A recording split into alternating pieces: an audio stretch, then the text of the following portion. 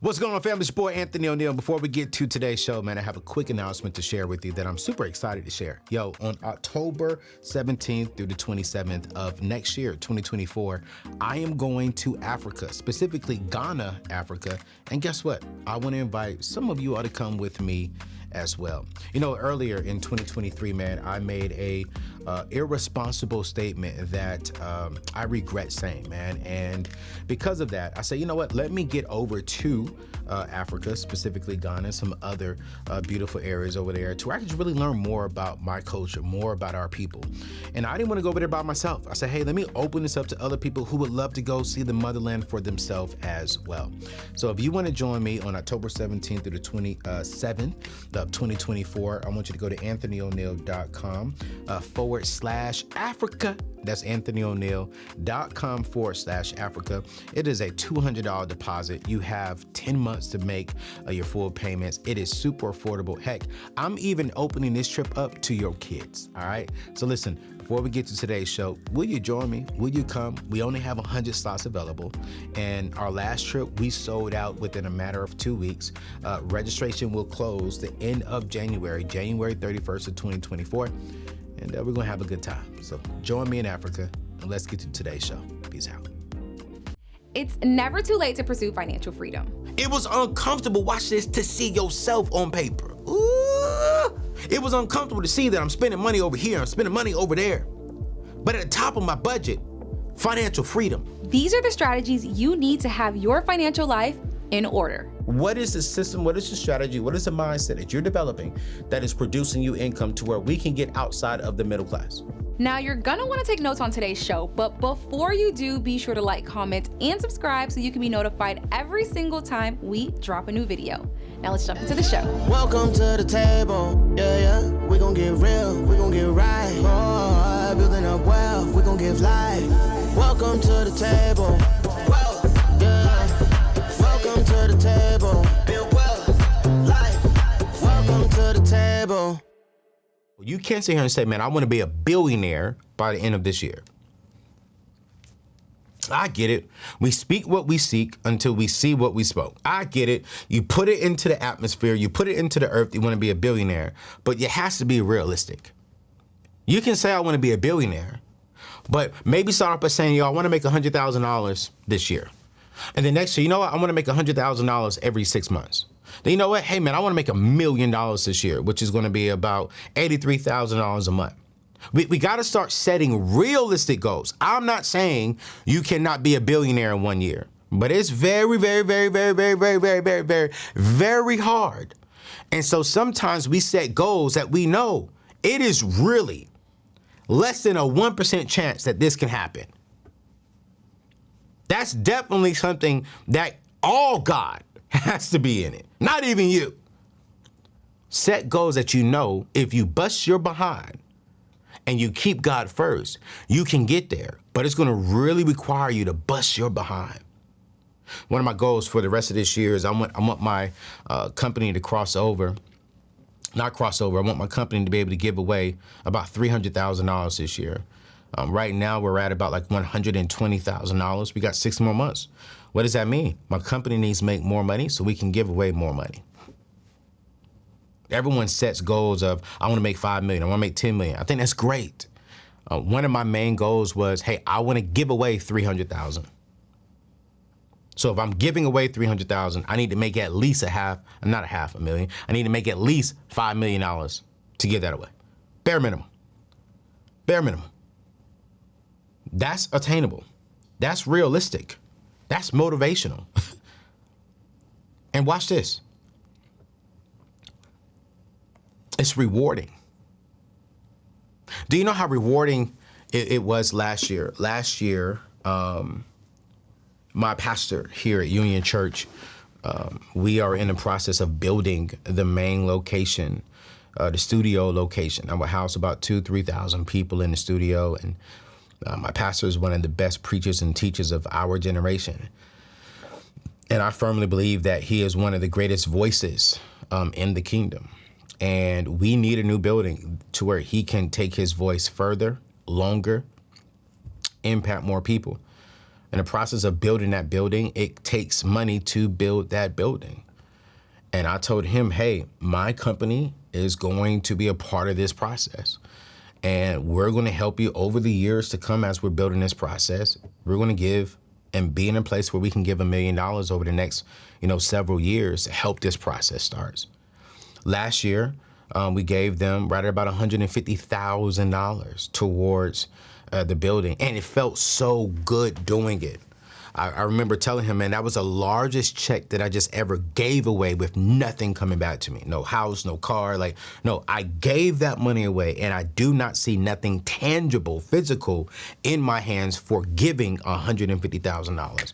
But I received something greater than something tangible. I received the fact that I am in a position, that my company is in a position to be a blessing to others, to help spread the gospel, to help house people, and to help introduce people to Christ. That felt so rewarding that I could be able to be in a position to do that. And so now the goal gets excited.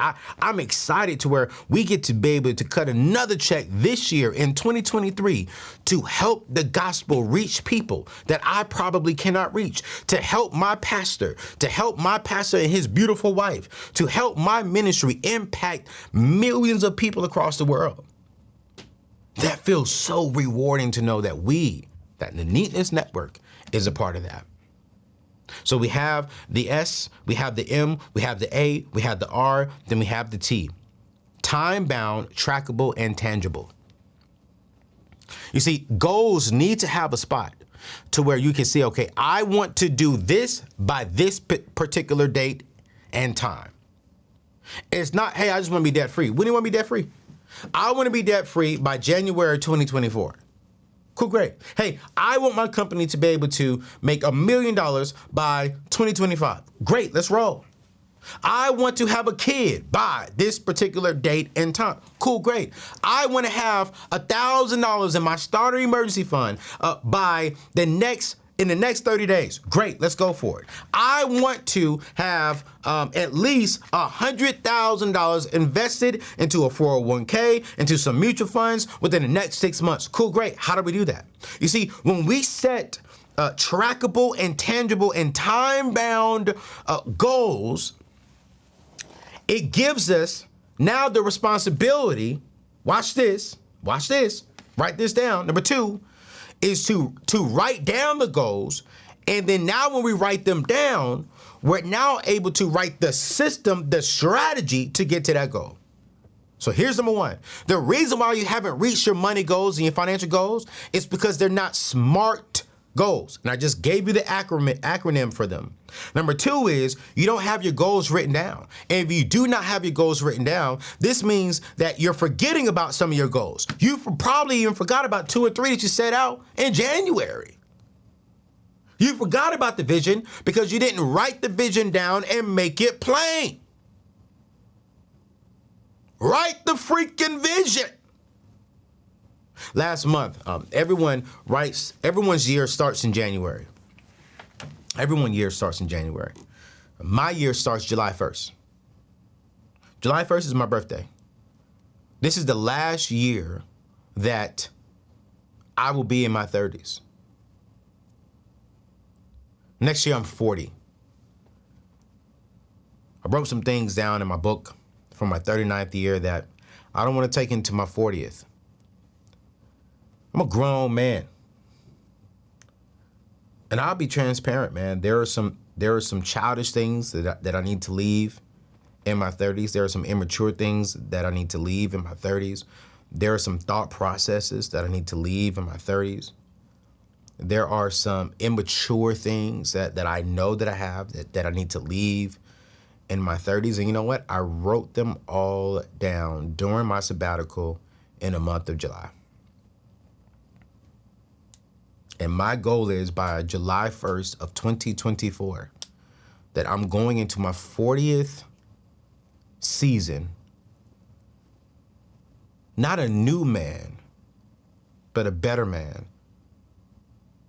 And I wrote them down so that way as I'm meeting with my mentors, as I'm meeting with my close friends who hold me accountable, as I am talking with my therapist, And watch this, as I'm talking with myself, I can hold myself accountable. Because here's what I realized. When we write things down, it makes it more real. If that's even proper grammar. It makes it like, wait, that's, wow, I did say that. Because here's the truth. If we do not write down the vision, if we do not write down the goals, they do not exist, period. They do not exist. They're just a thought. They're just an idea that you thought of. Because when we write it down, that's when it becomes real. And writing it down helps us. It helps us to prioritize the task. It is super important to write down the goal. And here's what I do. I write down the goal. I write down the vision for at least one time every single day for the first 7 days that I have that thought. So that way it's ingrained in my mind and I see it every day for 7 days straight. And inside of my journal, I take when I'm in meetings, I take when I'm here at the table, when people have something to say, I'm almost done with it. I gotta order me another set of paper. I don't even throw this pad away. I take it out and I put it inside of my my safe, so that way I always have access to it. Because what I've learned, and I used to hate journaling. When I was with Ramsey Solutions, there was one of their board members, man, he challenged me one time to write down. I said, man, I don't write. I hate journaling. It's crazy. It's boring. It's whack. No. And you know what? I gotta be honest, man. I gotta be honest, about 2 months later, I was sitting in my office at home, and I just heard the Holy Spirit say, man, write that down. Write that down. I wrote it down. I woke up the next morning, went to the gym. When I got home from the gym, he said, hey, write that down again. Very next day, went to the gym. Before I even went to the gym, he said, hey, write it down. And since then, I've always had a journal. Since then, I've always written down ideas, thoughts, whether they're positive thoughts, negative thoughts, goals, visions, dream, perspectives. And what I do is I bring it into my therapy session. And I say, hey, listen, man, I wrote down this thought. Can you help me understand what this thought means? Here's this vision. Here's this goal. I remember I was with one of my close friends and I said, man, I have this goal. Does this goal seem legit to you? And we were able to kind of fine tune that goal, polish that goal. And now every single day I get up and I read it. I can't wait to get married because I'll be able to share my journal with my wife. Some of my darkest and deep secrets, I won't say secrets, but some of my darkest and deep thoughts are in here. And I love it because my vision is in here. And here's what I love about this journal. 80% of the things written down in this, goal-driven, vision-driven, and pushing me towards that. When I'm taking notes on this show, when y'all see me writing down notes, it's not just the questions that I'm asking them, but when they say something that sparks a thought that helps me get towards my goals and my vision, I write it down in my journal. I often get questions about life insurance, where to buy, how to find affordable rates, the simplest application process, and most importantly, where to secure coverage instantly. Like, people don't want to wait a long time. They want the coverage right now. Giving the startling statistic that nearly 40% of African Americans do not have life insurance coverage today, it's even more critical to address these questions. My recommendation to all these questions is simple. My friends over at Ethos Life Insurance. These are the people who hold my life insurance policy. You see, their mission is to simplify life insurance and make it accessible online to everyone. No paperwork, no medical exams, or check this out, no blood tests. You simply answer some health questions online, and just like that, you can secure coverage the exact same day. But the cherry on the top, family, Ethos offers an incredible deal that I wish I had when I signed up with them for my life insurance policy about 2 years ago. You see, when you secure a life insurance policy through them, they will throw in a will and estate plan for 100% free. I'm tripping and I'm excited at the same time because I personally spent $2,500 on my estate plan at the beginning of this year. So getting it free with a life insurance policy that might cost you as low as $50, that's a no-brainer. I mean, like none. Don't just take my word for it. You see, Tanner R., a customer, secured a $500,000 30-year policy without a physical exam through Ethos. He says the price was great. The process was completely easy. You see, Ethos truly values our time. You see, Alex got approved for a $1 million policy in just 5 minutes. She said, simple and straight to the point. Comments were surprisingly user-friendly and great communication. So, are you ready to protect your family's financial future? Don't let this statistic define you. I want you to get covered today and get a will and get the life insurance policy and get the what's it called? The estate plan for 100% free. All you gotta do is go to anthonyoneal.com/ethos. Again, that is anthonyoneal.com/ethos. Secure your coverage today and ensure peace of mind for your loved ones. All right, let's get back to today's show. The reason why some of us are sick men is because we're not taking care of our mental and our spiritual, our souls and our minds.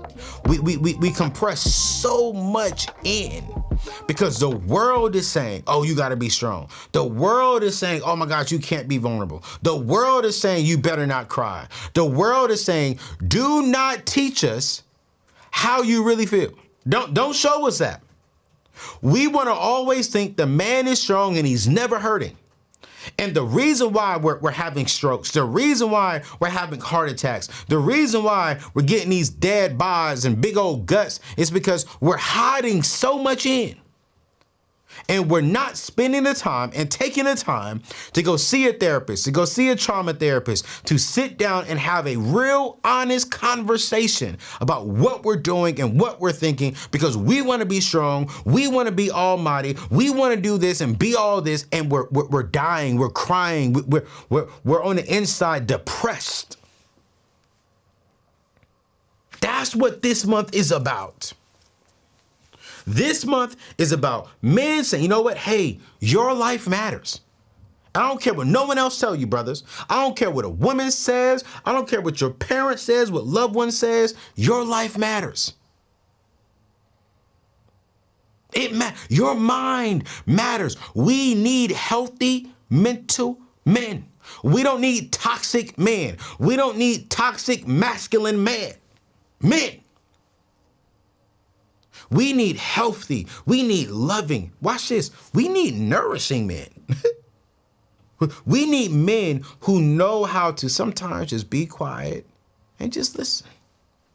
We don't have to fix something all the time. Counseling is not for the sick. Counseling is for the people who are actually strong. Say it one more time.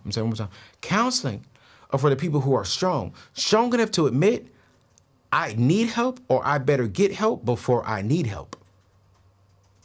It reminds me of, we all take our cars in to get oil change. And honestly, some of us don't take our cars in to get an oil change. We don't take our cars in until the light comes on. I was, my car, I had drove it for like a year and the light didn't come on. Because, now some of these cars, a lot of these cars actually now are requiring an oil change every once a year. And I just drove this car and I realized, man, dude, I haven't taken my car in to get an oil change. So I said, you know what? It's been at least 9 months. Let me take this car and get an oil change in it. And the guy said, hey, sir, your light's not on. Why are you bringing it in? Well, I don't want to wait. You know what I'm saying? I don't want to change the oil when it needs to be changed. I kind of want to beat it. I want to keep fresh oil in my car. I spent a lot of money for this car. It ain't the Bentley. You know, it's the Range Rover, right? I spent a lot of money for the Range Rover. And I don't want to come in when the light comes on. To be honest with you, I really don't want to see a light. So I know I got to have oil changes once a year. It's been 9 months. Hey, give me an oil change. As a matter of fact, while you're in there doing the oil, can you check my head gaskets? As a matter of fact, while you're in there, can you make sure my windshield wipers are going good? As a matter of fact, while you're in there, can you check the tires and make sure I got enough? While you are in there, while the car is in the mechanic, it's with the mechanic, can you check it all? And that's exactly what I do with my therapist. Hey, listen. While I'm with you, check all this. Ask me questions. If I leave my therapist and I'm not thinking hard, if I'm not emotional, if I'm not crying, if I'm not feeling convicted, if I'm not feeling like I need to call someone and apologize, I have the wrong therapist. If I leave a therapy session and I feel like I am God and I'm perfect and I've done everything, that's not me taking care of my mental. No, I pay my therapist $175 per session. And every time, listen, I sometimes don't even like going to see my therapist because I know when I get in there, it's going to be uncomfortable, but I go because I know when I leave, I feel better. I don't like going to see my doctor because I know he can come back and say, hey, we got to do something. Hey, you got something. We need to start taking some meds, or we got to start doing this. One time, my blood pressure came back. I don't know. I don't know if my blood pressure or something came back very, very high. And I was nervous. I was scared. We took we pulled some blood. We took some tests. I'm like, what the heck is going on? I'm tripping. Da da da da. And then when he called me back, he said, hey, man, are you stressed? I was like, am I stressed? Yeah, I'm stressed. He told me something was off. I'm like, what, am I sick? It was like, no, your blood work came back great. Normally when we see this, it's because you're stressed. And when he said, I said, sir, yeah, I've been running a business now for about a year, and it has been a little stressful on me. He said, hey, man, when's the last time you seen your therapist? And I said, last month. He said, you may want to up your sessions. I said this on another show, and I said, man, I really do feel, it's actually with it's on the show with Kobe, the trauma therapist. I really do feel as if men, we die quicker than women because we are not willing to go seek help. We're not willing to admit that on the inside we are depressed. We are not willing to admit on the inside we are hurt. We are not willing to admit on the inside that, man, I don't like the way that felt. But here's the truth, man. We have to start showing the world that our feelings matter.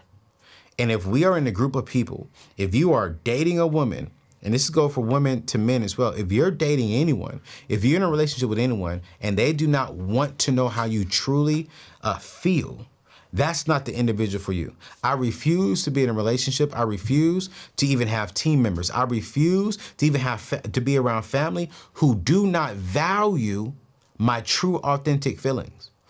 If they only respect your feelings and value your feelings when it makes them feel good, that's not a friend. That's not a family member. That's not a loved one. That's not a healthy place for you to be.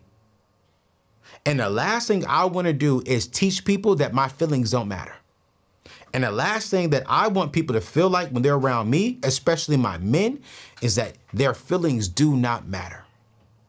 So one of the reasons that I've really been able to really be successful is because I accepted the fact that counseling and taking physical care of myself is important, and it is a priority.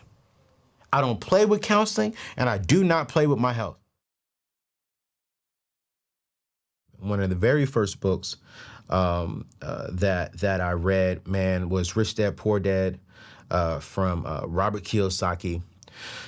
Then I took Financial Peace University from Dave Ramsey. But there is this book that I'm going to put in the show notes today that really shifted and changed my perspective on things, and it was called The Wealth Choice: Success Secrets of Black Millionaires. I'm gonna say it one more time. The Wealth Choice: Success Secrets of Black Millionaires. This is with Napoleon Hill, the Napoleon Hill Foundation, and Napoleon Hill is the author of How to Win Friends and Influence. That's Dale Carnegie. I forgot the other book Napoleon Hill wrote, but this book shifted me. Here's why. Because this book exposed me to other people who looked like me, who became millionaires when it was hard to become millionaires. And while I was reading this book, man, the things that they were doing, I was like, yo, I want this lifestyle. I don't want to have to go to school, and I don't want to have to, work a job for 40 years. That's not my sauce. My sauce is talking. My sauce is not my sauce. My sauce is communicating. My skill set is I'm good with my hands. I'm good with encouraging people. God, what can I do? Your sauce could be, I'm good with doing hair. Your sauce could be, man, I have a passion for healing people. So you have to go to school so you can become a doctor. Your sauce could be, I understand the brain. I know how to maneuver and help people think differently. Your route is going to school. But if your sauce is, I can build things. I'm good with building and architect. You don't have to go to a 4-year school. You can go to a trade school. You can do this. I'm good with numbers and I'm good with coding and I get turned on by seeing different numbers on the screen. So that means you love technology. Your sauce is not going to take you to a 4-year school. You can go to a trade school. Actually, better yet, hold up, wait a minute. You can go to a boot camp that will cost you $400, like Course Careers, right? You can be out of that school within 2 months making $80,000, $90,000, $100,000 a year. And what is the number one field in the career space that's making millionaires? It's the tech field. But if you don't really identify your sauce, if you don't identify your direction, right? You're slowing yourself down from making millions because you're trying to follow somebody else's sauce. I know people who went to Course Careers because their sauce was, I love building website. I love coding. What? I know someone who said, you know what? I'm good at selling. But I don't want to have my own business, so I just went and sold cars. I think that's crazy. I had a young lady say, I love talking to people. I just don't like cold calling.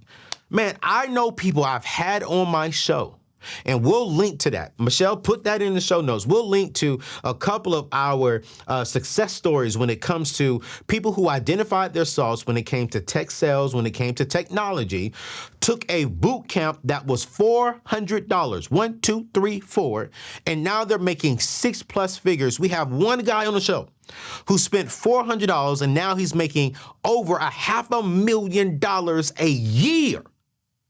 A year. Because he went through a program like Course Careers. If you want to check out Course Careers, hey, I'm going to link it in today's show notes. You can go to anthonyoneal.com/tech sales. It is absolutely amazing. But what am I saying? You have to identify your sauce. And in this book, The Wealth Choice, this book exposed me to people who look like me, who identified their sauce. One of the guys that I read about loved driving, so he opened up a limousine company and made like $1.2 million a year.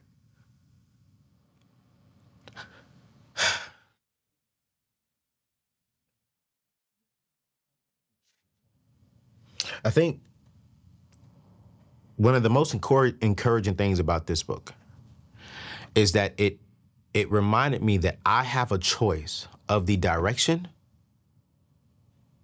that I want to go. And that I don't have to listen to my parent. I don't have to do what my parents want me to do. I don't have to do what the world tells me I need to do. Because when God was forming me in my mother's womb, when he was knitting me in my mother's womb, he purposely had an assignment for my life. And it is my responsibility to identify what is that assignment. what is special about Anthony ONeal? And when I can identify what's that special thing, then I need to jump into that thing. And when I jump into that thing, that's when millions are coming. Some of you are working jobs right now and you know you shouldn't be doing that. Some of you all are in businesses right now and you know you shouldn't be doing that, but you're following someone else's sauce for your life. So the number one thing, if you're gonna make millions in your 20s and in your 30s and in your young 40s, you gotta find your sauce, not my sauce, not their sauce, not what they say you should be doing, but your sauce, because you have to feel good and you gotta love. I wake up every single day loving what I do and who I get to do it with. Which leads me into my number two thing. And I wanna say this in the correct way. In the correct way, because I think some of you will take this wrong. But I have to say it, I cannot not say it. There are very few jobs that will allow you to become a millionaire, a multimillionaire. But jobs are still needed. I believe jobs teach us how to be the boss that we wish we had. Jobs gives us, I think jobs are now becoming education. It's now becoming your college programs. If you can stay on the job and learn for, a few years and be the best you can, serve there, that's giving you two edges, right? It's giving you two edges. Number one, it's showing God that you can be faithful and you can be a good steward of any opportunity that he gives you.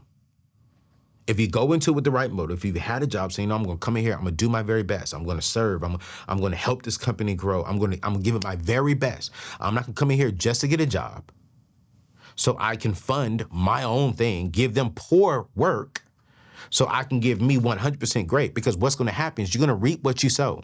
You give your job crap, then you get your own business, you hire someone. Now they're giving you crap because you sold crap. Yeah. That's the problem that I have with this younger generation. This younger generation, which I'm still getting into number two. This younger generation want to jump from high school, college, straight into being a business owner. But you've never been upset at your job and maintained your credibility. You've never got on a job and you say, you know what, I'm going to treat this job like it's my business. I'm going to give this job not just what they pay me for, but go over and beyond. And a lot of y'all are thinking, well, if I do not do that, if I should not do that because they don't pay me for that. Well, how much has God given us and we don't deserve it? It's not about what you're getting in return. It's about what is the ultimate vision? What is the ultimate goal for you?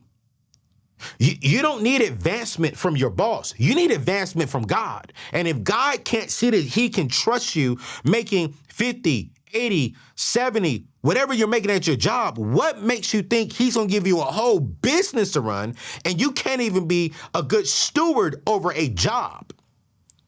But all of a sudden you can be a good steward over your business. So let me get there. Let me get there. Because I want to set this up correctly. I want to set this up correctly. There's very few jobs outside of the tech space that's going to position you to where you can make $1 million. I don't believe everyone needs to be a full-time entrepreneur, but I do believe, here's what I do believe. If you want to make millions, you have to start a business. Have to. You have to start a business because it's the business that is going to allow you to position yourself to have ownership. Now, white people, I love you. I love you. I want to say that up front. I love you. Let me talk to my black brothers and sisters real quick. Black brothers and sisters, I believe that we are some of the most creative group of people. We come up with some of the greatest ideas. We have some of the greatest concepts. I learned that, in this book. I'm like, wow, how did you come up with that? Wow. Y'all, in the hair industry, I say this with all love and all respect. But them white people can't touch us when it comes to our hairstyles. Like we are so creative. The hair industry alone is up in the $800 billion a year bracket. But we don't even own 3% of it. So we're the most creative, but we don't have ownership. And so if we're going to make millions, we have to start owning what we create. We have to have a level of ownership in it. Comes back to the whole purpose of this show, The Table. We have to start sitting at the head of the table that we own. And some of y'all might be sitting there thinking, well, Anthony, man, I have a job and I like my job. That's great. I want you to love your job. I want you to stay on that job until God clearly tells you it is time for you to transition. Because here's the truth. Everyone can't own a business. We're going to need a Scottie Pippen. Scottie Pippen made millions. I believe second chair, third chair people can make millions if you are faithful to the grounds that God has given you, but you still should have a level of ownership and something that you have. If that's a full-time business and you have a side, if that's a full-time job and you have a side business, great. Because here's what I'm saying. If let's say you're a great assistant, you know what? You should have a side business teaching other people how to be great assistants. Let's say you're a great graphic artist. You know how to see someone's vision and bring it to light. Cool, great. Do that full time. But then on the side, you're starting businesses by what? Teaching other people how to do what you do great. This is what this is what my friend Amy Porterfield calls your 10% edge. No, you probably didn't go to school for this, but you've been doing it for a year, 2 years. You've gained, you've grown, you've learned, and you've turned that now into a business of something that you own, but you're still going to your job because you know why? You love it. So I want to write this down. Write this down. Exactly what is a business? Some of y'all think, oh, but is this, is that? No. Let me tell you, it's simple. A business is I see a void and I fill it. Period. A business sees a void, I can fill that void. I can fix that. And in return for fixing that, they're compensated. I see that homes need to be built.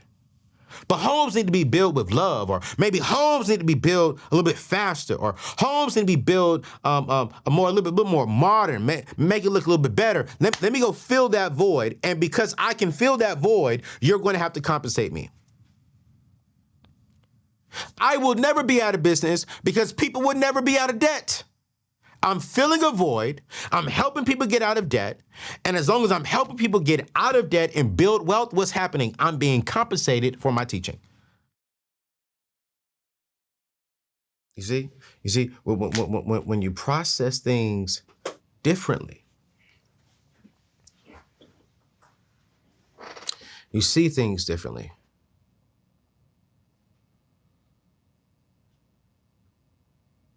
Mindset.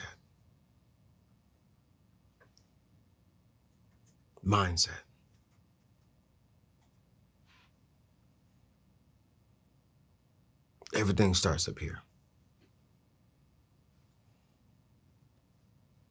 I see things differently.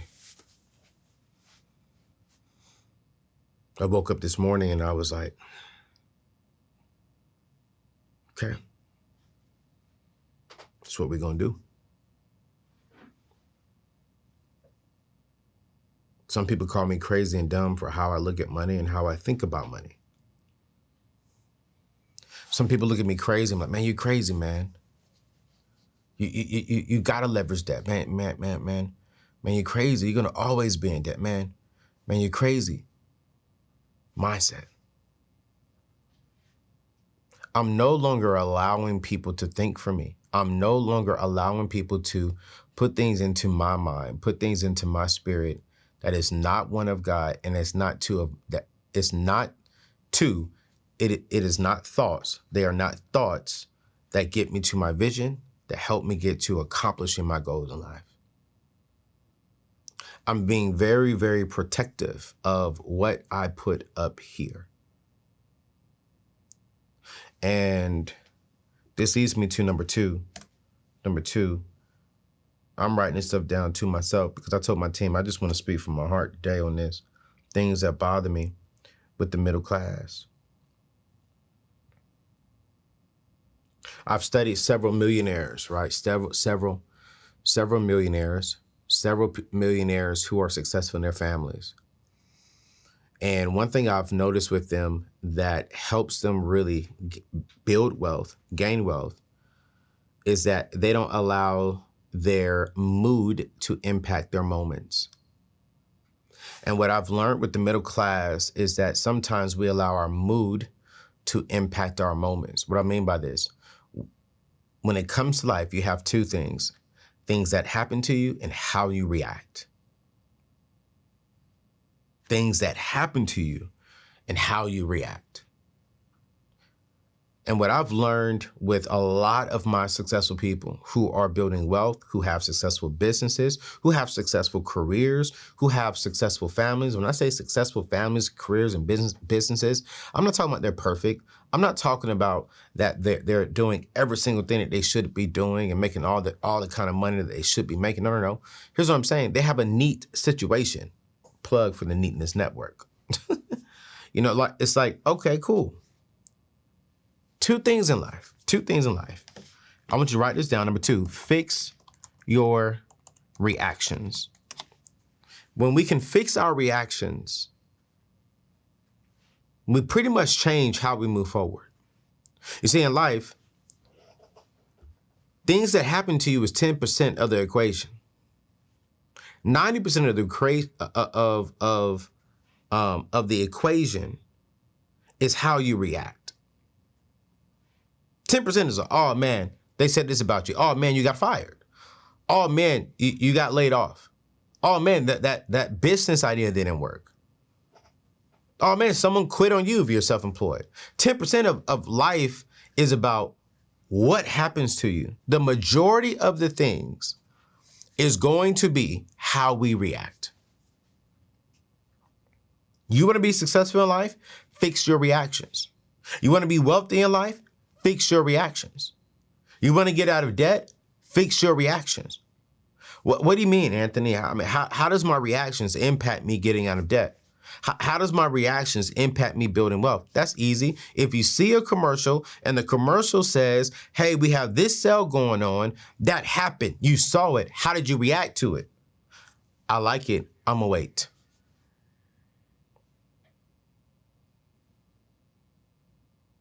We don't know how to deal with reactions. I'll tell you, one of the things I used to fail very, very hard, very, very hard, which is why I'm very careful about getting in a relationship today. Because when I love hard. And when I love hard, I can get very emotional as a man, I'll be honest. And what I've learned about myself, and it's about being true to yourself too, right, is that I've learned that I do not do well when I am thinking about the relationship or thinking about an argument we had in the relationship. I don't do well when I go through a breakup. I don't do well when we just argued the night before. And so what I'm learning is I need to be with a woman. I need to be with someone who also is strong when it comes to emotional maturity, when it comes to true love and understanding, like, hey, all right, we're gonna argue, but at least before we go to bed, let's react the correct way. I'm not saying the problem needs to be fixed. I'm not saying that we need to be back to, A+ status. No. But what I am saying is let's react to this better, because poor reaction leads off to poor work ethics. It leads off to not going into work. It leads off to maybe going to work, but then you're not doing your job correctly. And so what I've learned is I have to control how I react inside of a relationship so I can still show up and do my job. So I can still show up and study, so I can still show up and deliver content when I'm paid to be on stage. I can still show up and sit down here at the table and deliver content that will bless and impact your life. Everything is about how do we react. I see so many influencers out there reacting to other influencers who make money off of reacting off of what they say, off of what other people say. They make their whole business off of scam reactions and this reaction and that reaction. And for me, I'm like, you know what? That's cool. Let them have that life. Let them be them. If that's assignment, that's their assignment. I'm not reacting to what they said about me. I'm not reacting to what, the world, the social media may say about me. No, I'm going to fix my reactions, because you have to understand your reactions determine the next step in your life. And if you react the negative way, you just gave control to somebody else over your life. And the reason why some of us will always stay in the middle class is because we're always reacting negatively. We're not reacting the correct way. So, number one, we got to shift our mindset into believing that we will never stay in middle class for the rest of our life. We are going to transition. We're going to make 6+ figures. We're going to make $500,000. We're going to become a millionaire. We have to shift our mindset, but then from there, we have to fix our reactions, because please believe the enemy, when you shift your mindset, he's going to send something to distract you, and how you respond to that distraction determines where you go next.